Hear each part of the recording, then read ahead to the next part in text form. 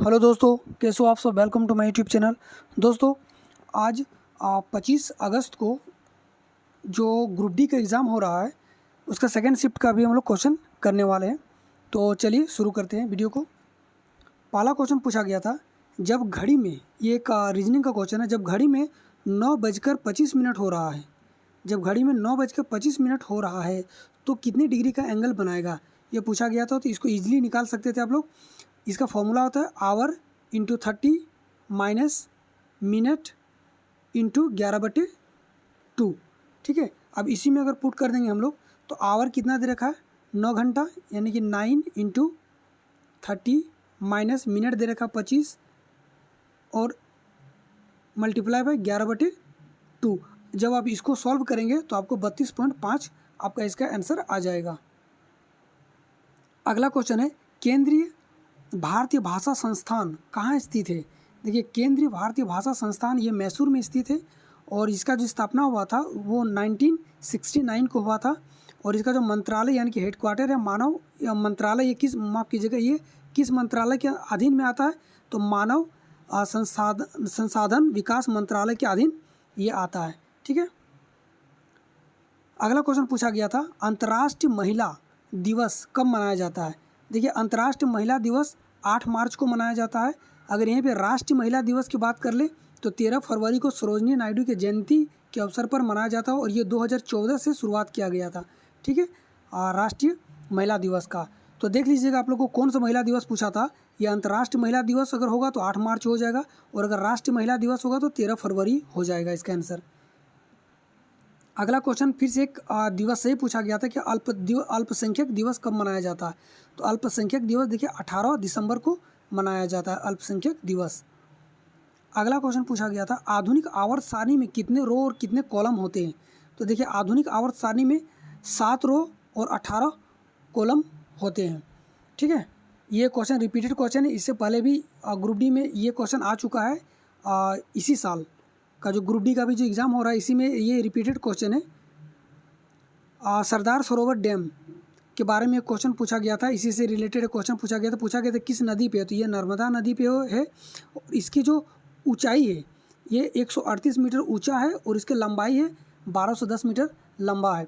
सरदार सरोवर बांध जो है भारत का दूसरा सबसे बड़ा बांध है और ये कहाँ पे है, किस राज्य में है, तो ये है गुजरात में है। ठीक है, ये गुजरात राज्य में स्थित है। फिर एक क्वेश्चन पूछा गया था, CIIL का हेडक्वार्टर कहाँ पे है, ये पूछा गया था। CIIL का फुल फॉर्म क्या होता है, central institute of Indian language, और इसका होगा मैसूर में। ठीक है, जो ये हेडक्वार्टर होगा इसका कहाँ पे, मैसूर में। अमीबा में भोजन का अंतर्ग्रहण किसके द्वारा होता है। देखिए, अमीबा में जो भोजन का अंतर्ग्रहण होता है वो कुटपाद यानी कि स्यूडोपोडिया के द्वारा होता है। ये अमीबा इस तरह से होता है। ठीक है, जब भी कोई भोजन ये इसके पास आता है तो ये क्या करता है ना, एक स्यूडोपोडिया यानी कि फॉल्स टेल बना लेता है। ठीक है, ये इस तरह से एक फॉल्स टेल बना लेता है और इसके अंदर में ये भोजन को, यहाँ पे इसके अंदर में ये भोजन को ले लेता है और फिर ये पूरी तरह से इसको बंद कर दिया जाता है। ठीक है, तो ये इस तरह से भोजन को अंतर्ग्रहण करता है। इसका करेक्ट आंसर हो जाएगा कुटपाद या फिर सूडोपोडिया। सबसे लंबी मूंछ प्रतियोगिता मेला का आयोजन कहाँ पे किया जाता है। देखिए, ये भरतपुर राजस्थान में किया जाता है।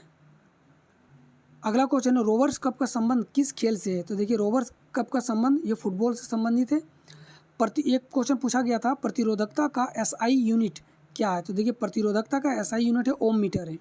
ठीक है, प्रतिरोध का होता है ओम और प्रतिरोधकता का होता है ओम मीटर। मेजर ध्यानचंद खेल रत्न पुरस्कार 2021 कुश्ती में किसे दिया गया है।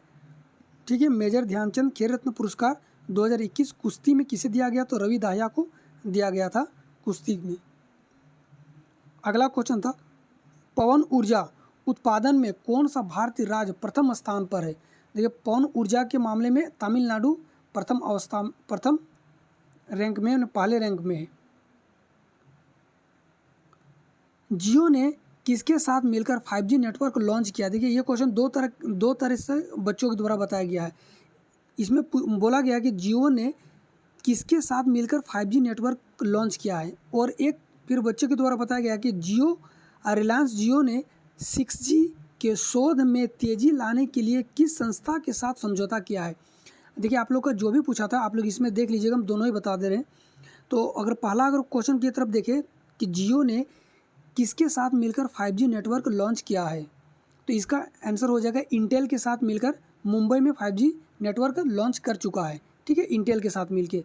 लेकिन अगर ये क्वेश्चन इस तरह से था कि रिलायंस जियो ने 6G, ठीक है, 6G नेटवर्क के शोध को तेज करने के लिए किस संस्था के साथ समझौता किया है, तो ये हो जाएगा यूनिवर्सिटी ऑफ ओलू,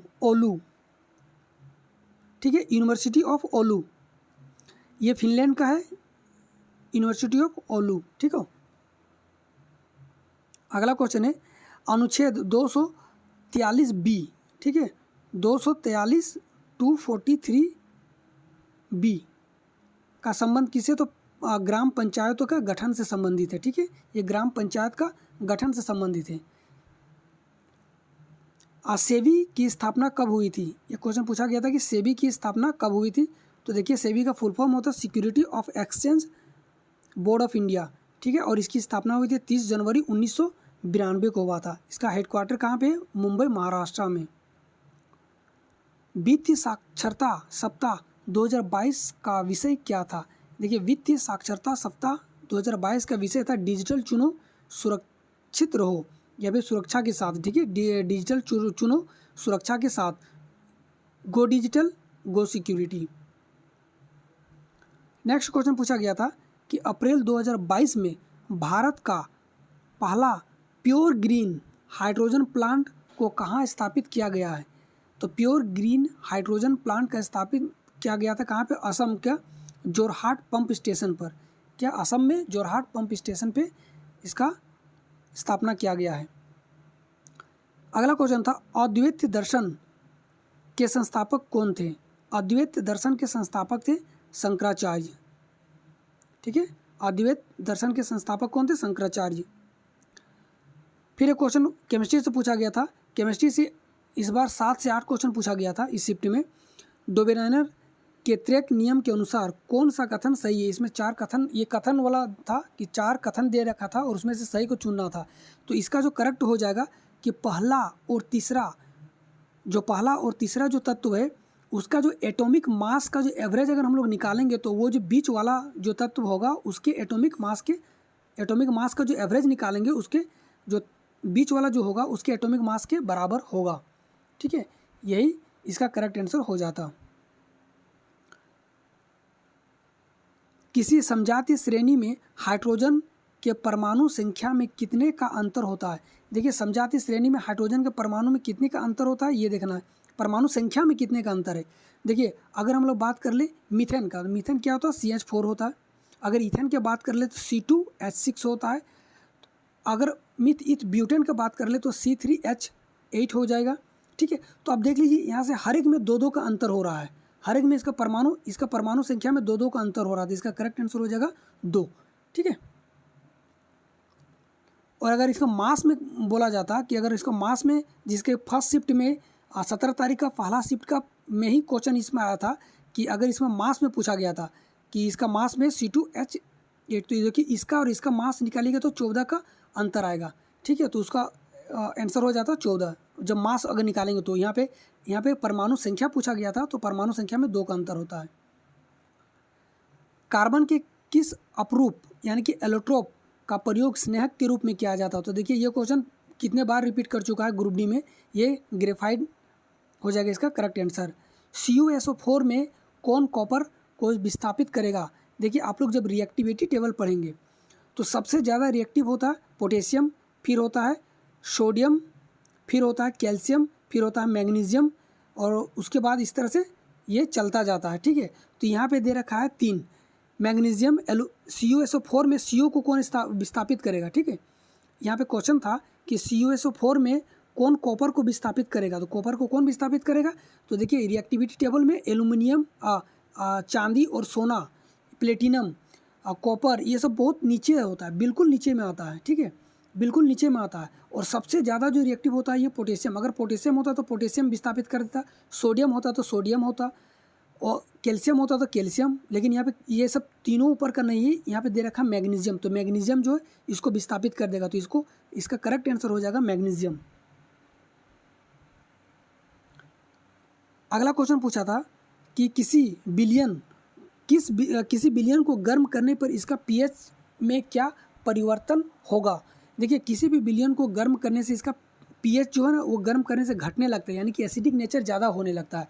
ठीक है, जैसे कि एग्जांपल ले लो, सब्जियों में जो भी सब्जियां घरों में आता है वो एल्कलाइन नेचर का होता है, लेकिन जैसे इसको हम लोग गर्म करते हैं ये एसिडिक बनने लगता है, इसीलिए खाना स्लाइटली एसिडिक हो जाता है। ठीक है, जो हम लोग खाना पकाते हैं वो स्लाइटली एसिडिक होता है, लेकिन अगर आप अगर खीरा खा रहे हैं, कच्चा गाजर खा रहे हैं तो ये एल्कलाइन होता है, लेकिन जैसे आप इसको पका देंगे ये स्लाइटली एसिडिक बन जाएगा। तो इसलिए कहा जाता है कि खाना जो होता है, जो पक जाता है वो एसिडिक हो जाता है, और जो कच्चा खाने से वो एल्कलाइन होता है। इसीलिए ये हम कह सकते हैं कि जब खाने को मतलब किसी भी विलियन को जब गर्म करते हैं तो वो स्लाइटली एसिडिक नेचर में आ जाती है, यानी कि इसका पीएच घट जाता है। ठीक है, तो इसका पीएच घट जाएगा। अगला क्वेश्चन था कि एक स्टेटमेंट दे रखा था कि बेकिंग सोडा का रासायनिक सूत्र जो होता है NaHCO3 होता है, ये करेक्ट हो जाएगा। बेकिंग सोडा का रासायनिक सूत्र ये होता है। दूसरा स्टेटमेंट में दे रखा था कि इसका उपयोग सजावट व खिलौने के रूप में किया जाता है, तो ये गलत हो जाएगा। तो इसका जो करेक्ट आंसर होगा वो 1 नंबर सिर्फ ए हो जाएगा। ठीक है, इसका करेक्ट आंसर हो जाएगा ए। गाइस, तो ये आज का इतना क्वेश्चन मुझे मिला था इस शिफ्ट में। वीडियो कैसा लगा आप लोग ज़रूर बताइएगा। अगर अच्छा लगा तो प्लीज़ वीडियो को लाइक कीजिएगा, शेयर कीजिएगा और चैनल को सब्सक्राइब कर लीजिएगा और बेल आइकन को प्रेस कर दीजिएगा। वीडियो देखने के लिए थैंक यू। तब तक के लिए जय हिंद, जय भारत।